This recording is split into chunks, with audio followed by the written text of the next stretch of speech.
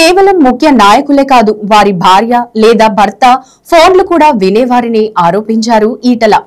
Phone tapping వల్ల కొందరి కాపురాలు కూలిపోయాయని అన్నారు. నా ఫోన్ ట్యాప్ చేశారు, నా కుటుంబ సభ్యుల మాటలు దొంగచాటుగా విన్నారు. చివరకు నా డ్రైవర్, వంట మనిషి సహా నా ఇంట్లో ప్రతి ఒక్కరి ఫోన్లు ట్యాప్ చేశారు అంటూ సంచలన ఆరోపణలు చేశారు మాజీ మంత్రి ఈటల రాజేందర్. ఫోన్ ట్యాపింగ్ వల్లే తాను ఈ పరిస్థితుల్లో ఉన్నానన్నారు ఈటల రాజేందర్.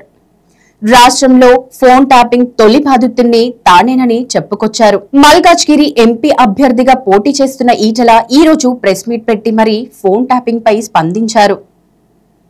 ఆ వ్యవహారంపై సమగ్ర దర్యాప్తు జరిపించాలని డిమాండ్ చేశారు. నాడు కేసీఆర్ కేబినెట్ లోని 17 మంది మంత్రులు ఉంటే అందరిపై నిఘా ఉండేదని, సొంత మంత్రులనే నాటి సీఎం నమ్మలేదని సంచలన ఆరోపణలు చేశారు ఈటల. కేవలం ముఖ్య నాయకులే కాదు, వారి భార్య లేదా భర్త ఫోన్లు కూడా వినేవారని ఆరోపించారు. ఫోన్ ట్యాపింగ్ వల్ల కొందరి కాపురాలు కూలిపోయాయని అన్నారు. ప్రజాస్వామ్యంలో ఇది చాలా బాధాకరమని అన్నారు ఈటల. అయితే నేరుగా ఆయన ఎవరిపైన వ్యక్తిగతంగా ఫిర్యాదు చేయలేదు. గత ప్రభుత్వ హయాంలో ట్యాపింగ్ జరిగిందని అన్నారు.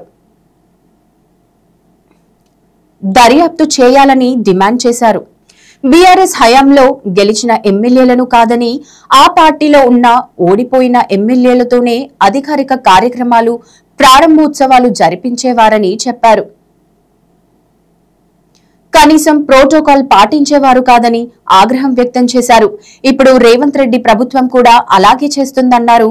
రేవంత్ రెడ్డిని కొడంగల్లో ఓడించిన పట్నం నరేందర్ రెడ్డి కుటుంబ సభ్యులను ఇప్పుడు కాంగ్రెస్ లో చేర్చుకున్నారని, వారినే రేవంత్ రెడ్డి మల్కాజ్గిరి బరిలో దింపారు విమర్శించారు ఈటల.